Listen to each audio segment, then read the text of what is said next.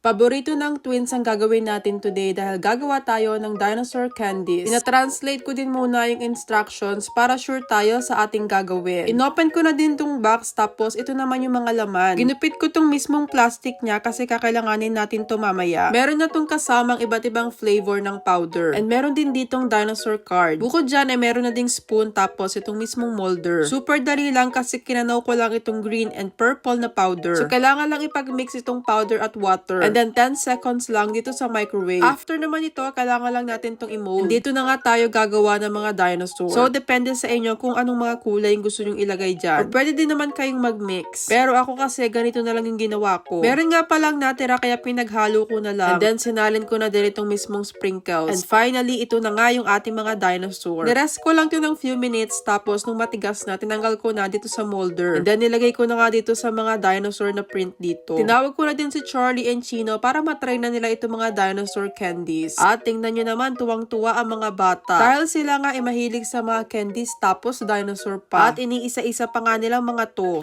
Gringos. Ceratops, Pasropus, Brachiosaurus, Plesiosaurus, Spinosaurus, Agiosaurus, Tyrannosaurus. Bye-bye!